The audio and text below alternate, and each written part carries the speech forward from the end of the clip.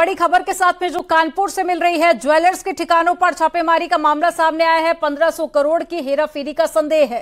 तो मजदूरों के नाम पर खरीदा था सोना, जांच में जुटा है आयकर विभाग। सूत्रों के हवाले से ये बड़ी खबर, एक बड़ी जानकारी आपको बता रहे हैं कानपुर से, जहां पर ज्वेलर्स के ठिकानों पर छापेमारी का मामला सामने आया है और 1500 करोड़ की हेराफेरी का आरोप है। तो ये शक है कि 1500 करोड़ की हेराफेरी की गई है। मजदूरों के नाम पर सोना खरीदा गया, जिसके बाद अब आयकर विभाग की टीम जांच पड़ताल में जुट गई है। सूत्रों के हवाले से बड़ी खबर आपको बता रहे हैं, 1500 करोड़ की हेराफेरी का संदेह है और मजदूरों के नाम पर सोना खरीदा गया था, ये भी जानकारी। और अब आयकर विभाग की टीम जांच पड़ताल में जुट गई है। तो कानपुर से बड़ी खबर आपको बता रहे हैं। देखिए, पहले भी कई इस तरह के मामले सामने आए गए जहां बड़ी मात्रा में रकम बरामद की गई और अब एक बार फिर से कानपुर से बड़ी खबर है, जहां पर ज्वेलर्स के ठिकानों पर छापेमारी की गई थी और आरोप है कि मजदूरों के नाम पर सोना खरीदा गया था और 1500 करोड़ की हेराफेरी का भी आरोप लग रहा है, जिसको लेकर आयकर विभाग की टीम जांच पड़ताल में जुट गई है। कई जगह पर छापेमारी की गई है। सूत्रों के हवाले से खबर आपको बता रहे हैं। तो आयकर विभाग की टीम जांच पड़ताल में जुटी हुई है और जिन पर आरोप लगे हैं उनके कई ठिकानों पर छापेमारी की जा रही है। तो जिन ज्वेलर्स के नाम इसमें शामिल देखे जा रहे हैं, उनके ठिकानों पर छापेमारी की जा रही है। तो एक बड़ी खबर आपको बता रहे हैं। सूत्रों के हवाले से आयकर विभाग की टीम जांच पड़ताल में जुटी हुई है और साथ ही 1500 करोड़ की हेराफेरी का आरोप लगा है। तो मजदूरों के नाम पर सोना खरीदा गया था। ज्यादा जानकारी के साथ में अमित गंजू जुड़ गए हैं, संवाददाता कानपुर से। अमित, इस पूरे मामले को लेकर क्या ताजा अपडेट, क्या जानकारी आपके पास में? वो कौन कौन से ज्वेलर्स हैं जिनके नाम इस हेराफेरी में शामिल हैं? देखिए, मैं आपको बताना चाहूंगा कि 2 दिन पूर्व इनकम टैक्स की तमाम टीमों ने एक साथ ताबड़तोड़ छापेमारी की शुरुआत की, जिसमें कानपुर के 17 प्रतिष्ठानों पर एक साथ छापेमारी हुई। 250 से ज्यादा इसमें कर्मी लगाए गए। एक पहले ज्वेलर्स का नाम सामने आया, फिर राधा मोहन का आया, फिर उसके बाद जयकिशन का आया, फिर उसके बाद पुरुषोत्तम का आया, फिर उसके एक एक करके इन ज्वेलर्स के नाम बढ़ते चले गए। कहीं ना कहीं इनके एक दूसरे से कड़ी जुड़ती चली गई। जैसे इनकम टैक्स का जांच का दरा बढ़ा, वैसे नाम भी सामने आए। इसमें दो, जो हमारे सूत्र बताते हैं, 2 चार्टर्ड अकाउंटेंट का नाम भी सामने आया और इन सबसे बढ़ के एक चौंकाने वाली मामला ये सामने आया कि फॉर्म 60 जिसे कहते हैं, फॉर्म 60 के अंतर्गत जो खरीदी हुई, उसमें जिन जिन लोगों का नाम वाउचर्स में आया, उसमें कुछ इनके सिक्योरिटी गार्ड थे, कुछ कर्मचारी थे, कुछ इनके मजदूर थे जो इनके यहाँ श्रमिक काम करते हैं, या जो इनके गोल्ड स्मिथ पे कॉन्ट्रैक्ट काम करते हैं। ऐसे लोगों के नाम से तमाम वाउचर्स मिले, जिसने इनकम टैक्स की शक को और मजबूत किया और जांच के दायरे बढ़ते चले गए। अब जब ये जांच समाप्त होगी तब जाके पता चलेगा आखिर वास्तविकता कितनी है। मगर हम सूत्रों की माने तो 1500 करोड़ के हेर फेर का मामला अभी फिलहाल सामने आता है। अमित, ज्वेलर्स के कितने ठिकानों पर अभी आयकर विभाग की टीम ने छापामार कार्रवाई की है? देखिए, छापेमारी की अगर बात की तो एक एक करके वाइंड अप कर दी गई, पेपर्स उनसे ले लिए गए हैं और तमाम चीजों को अपने कब्जे में लिया है। अभी सिर्फ 2 ऐसे लोग हैं जिन पे इनका मेन फोकस है, जहां से उन्होंने इसकी शुरुआत की थी, जिसमें राधा मोहन ज्वेलर्स की, जिसमें झुनझुनवाला का एक जिक्र आ रहा है, एक संजय कुमार का जिक्र आ रहा है। इन दोनों लोगों से फिलहाल अभी पूछताछ की, बाकी टीम्स को वाइंड अप कर दिया गया है, क्योंकि इसकी टैबुलेशन चार्ट को मिलाया जा रहा है और उसके आधार पर अब इनसे लिंक जो लोग हैं उन तक इनकम टैक्स पहुंचने का प्रयास कर रही है। आप नजर बनाए रखिएगा। अमित, तमाम जानकारी साझा करने के लिए बहुत शुक्रिया अमित गंजू आपका।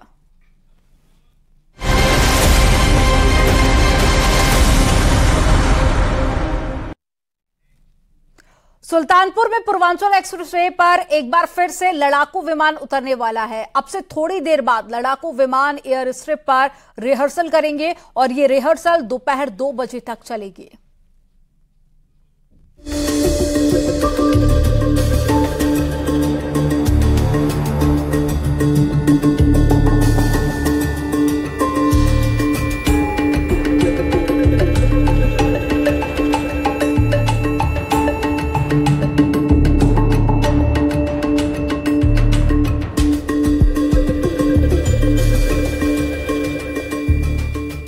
फिर दिखेगा पूर्वांचल एक्सप्रेसवे का पावर।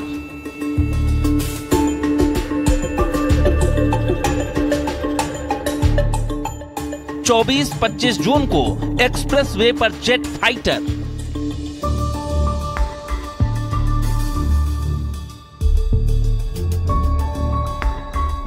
एक्सप्रेसवे पर फिलहाल रूट डाइवर्जन।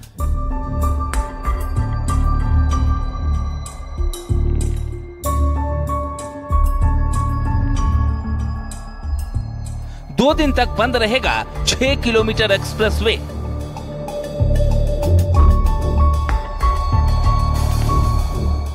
लखनऊ से गाजीपुर तक बना पूर्वांचल एक्सप्रेसवे एक बार फिर अपनी शक्ति दिखाने के लिए तैयार है।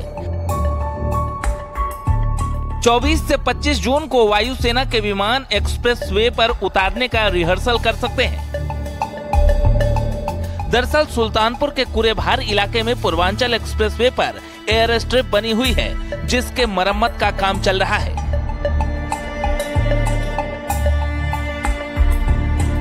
11 जून से शुरू हुए मरम्मत के दौरान एक्सप्रेसवे का रूट डाइवर्ट कर दिया गया है। उसके बाद करीब 6 किलोमीटर एरिया से डिवाइडर को हटाया जा रहा है। इसके साथ ही सुरक्षा के बंदोबस्त किए जा रहे हैं। 24 तारीख को इंडियन एयरफोर्स द्वारा यहाँ पे इमरजेंसी लैंडिंग फैसिलिटी जो उन्होंने बनाई है, उस पर एक्सरसाइजेस की जा रही है। पूर्वांचल एक्सप्रेसवे पे जो सुल्तानपुर जनपद की सीमा के अंतर्गत ये एयर स्ट्रिप बनी है, वहाँ पर इंडियन एयरफोर्स जो है एक्सरसाइजेस करेंगी, उसकी सूचना हम लोगों को दी गई है। यूपीडा द्वारा जो है सारी तैयारी कराई जा रही है। एयर स्ट्रिप की मेंटेनेंस, बैरियर को शिफ्ट करना, काफ़ी दिन से कार्य चल रहा है और वो जल्दी कम्प्लीट हो जाएगा। इसके अलावा जो एक्सरसाइजेस है 24 तारीख को है और 24 में अगर वेदर खराब होता है तब 25 तारीख तक जो है हो जाएगा। करीब 6 किलोमीटर तक आवागमन पूरी तरह से बंद कर दिया गया है और एयर स्ट्रिप के बीच में रखे डिवाइडर को हटाया जा रहा है।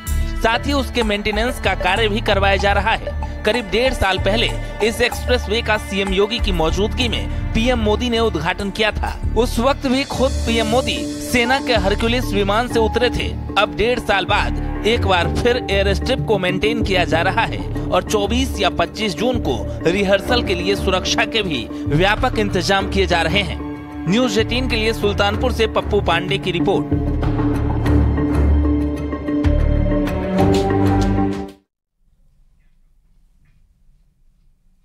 और ज्यादा जानकारी के साथ में सुल्तानपुर से राजीव सिंह जुड़ गए हैं। राजीव का रुख कर लेते हैं। राजीव, पूर्वांचल एक्सप्रेसवे पर आज दुनिया भारत की ताकत देखेगी। कई सारे जो लड़ाकू विमान हैं वो वहां पर अभी थोड़ी ही देर बाद रिहर्सल करेंगे। किस तरह की तैयारियां आप देख रहे हैं?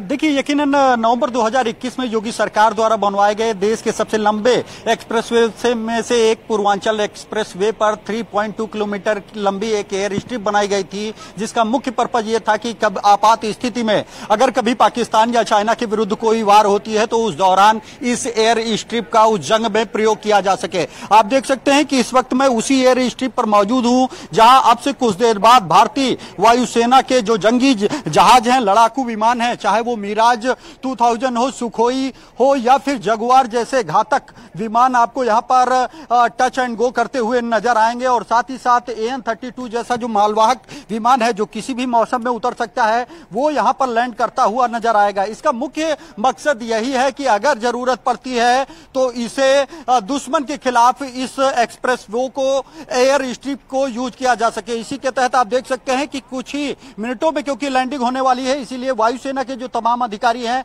वो लगातार इस रूट पर गश्त कर रहे हैं और ये सिक्योर कर रहे हैं कि कहीं कोई असुविधा लैंडिंग में ना हो, क्योंकि ये जो रूट है ये काफी महत्वपूर्ण है। पूर्वांचल एक्सप्रेसवे चाइना बॉर्डर को लेकर जहां से दूरी कुछ ही किलोमीटर की है, जिसके जरिए भारतीय वायुसेना कभी भी उसको टारगेट कर सकती है। हालांकि ये जो इमरजेंसी लैंडिंग एक्सरसाइज है ये रूटीन के तहत होती है। इसके लिए ये जो ट्रैक बनाया गया था 2021 में, इसको मेंटेन करने के लिए यूपीडा ने इसे बीते 11 जून से 25 जून की मध्य रात तक इस पर यातायात बंद किया था, मेंटेन किया है। और अब इसको दोबारा चेक करने के लिए भारतीय वायुसेना के जो जंगी जहाज हैं वो इस पर अब से कुछ देर बाद लैंड करते हुए नजर आएंगे। जो तमाम, चाहे जगुआर की बात करें, चाहे मिराज की बात करें या सुखोई की बात करें, ये दुनिया के सबसे घातक लड़ाकू विमानों के तौर पर जाने जाते हैं। और कहीं ना कहीं पूर्वांचल एक्सप्रेसवे भी एक भारतीय वायुसेना की ताकत के रूप में ये जाना जाता है, माना जाता है। और जो यहाँ की एयर स्ट्रिप है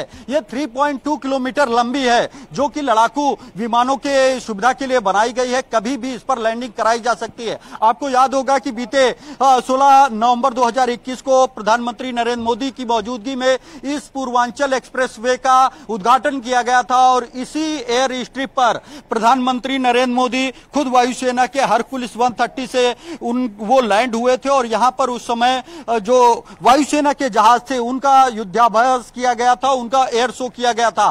तमाम जो ये लड़ाकू विमान है, चाहे वो मिराज हो, सुखोई हो, जगुआर हो, उन्होंने पूरे रिहर्सल के कार्यक्रम को लेकर आप नजर बनाए रखिएगा। जैसे ही कार्यक्रम की शुरुआत होगी वापस लौटेंगे आपके पास में। तमाम जानकारी साझा करने के लिए बहुत शुक्रिया आपका। और मथुरा में डीएम के निर्देश पर अवैध कॉलोनियों पर कार्रवाई हुई है। छाता गोवर्धन मार्ग पर 34 करोड़ 93 लाख की करीब 15 हेक्टेयर जमीन को कब्जा मुक्त करा लिया गया। बुलडोजर ने 7 कॉलोनियों में ध्वस्तीकरण की कार्रवाई की। आरोप के मुताबिक ये सभी कॉलोनी अवैध थी और इसकी ओर से मथुरा वृंदावन विकास प्राधिकरण से कोई भी अप्रूवल नहीं लिया गया था। ध्वस्तीकरण के मौके पर पुलिस और जिला प्रशासन ने कई आला अफसर भी इस कार्रवाई के दौरान मौजूद रहे।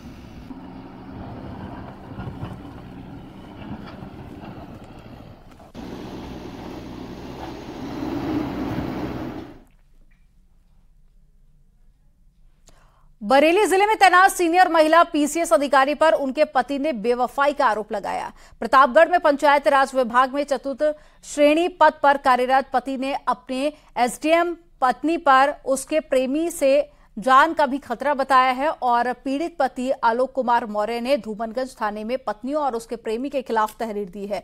हालांकि पुलिस ने अभी तक मुकदमा दर्ज नहीं किया है। वहीं पीड़ित पति इस पूरे मामले में सीएम योगी आदित्यनाथ के जनता दरबार में भी कार्रवाई की गुहार लगा चुका है।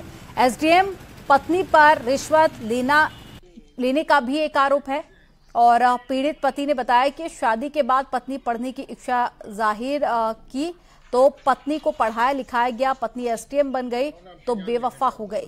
वहीं पीसीएस पत्नी ने अपने पति और उसके परिवार वालों के ऊपर दहेज मांगने, बदनाम करने, उत्पीड़न करने का भी आरोप लगाया।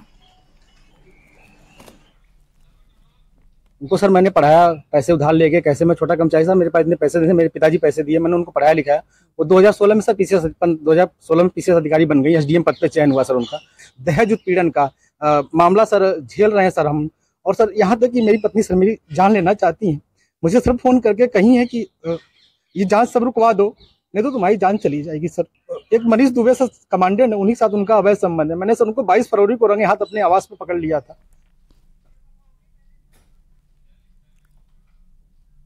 इटावा में रिटायर्ड फौजी की संदिग्ध हालत में मौत हो गई। रिटायर्ड फौजी का शव पानी की टंकी पर मिला है और मामला बड़ापुर इलाके के बाहुरी गांव का है, जहां पर रिटायर्ड फौजी रामवीर सिंह भदौरिया मूल रूप से मदायन गांव के रहने वाले थे और फौजी का शव मिलने से हड़कंप मच गया। पुलिस ने शव को पोस्टमार्टम के लिए भेज दिया है और मामले की जांच शुरू कर दी है।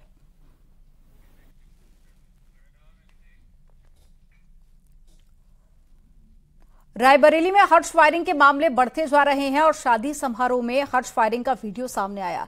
वीडियो में एक लड़का डांस करते समय अवैध तमंचे से फायरिंग करता दिखाई दे रहा है और वीडियो वायरल होने के बाद में पुलिस विभाग में हड़कंप मच गया। मामला महाराजगंज कोतवाली इलाके का है। पुलिस फायरिंग करने वाले लड़के की तलाश कर रही है।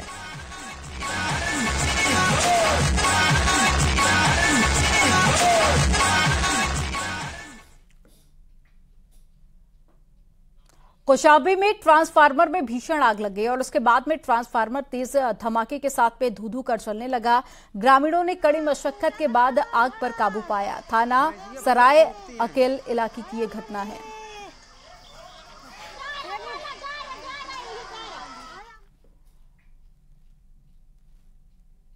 मुरादाबाद में बिजली विभाग की लापरवाही से बिजली केबल में आग लग गई। इस सड़क पर आतिशबाजी जैसा नजारा रहा। जर्जर केबल में अचानक से आग लगने से बाजार में अफरा तफरी मच गई और स्थानीय लोगों ने केबल में आग लगने का वीडियो बनाकर सोशल मीडिया पर शेयर किया। लोगों का कहना है कि क्षेत्र में ज्यादातर केबल जर्जर हालत में है। वो लोग बिजली विभाग को कई बार शिकायत भी कर चुके हैं, लेकिन इस और ध्यान नहीं दिया गया।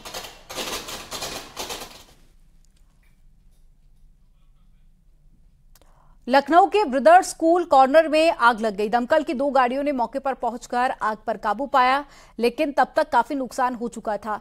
आग विकराल हो चुकी थी। काफी मशक्कत के बाद आग पर पूरी तरह से काबू पाया गया। घटना तालकटोरा आलम नगर की है, जहां शॉर्ट सर्किट से आग लगने की संभावना है।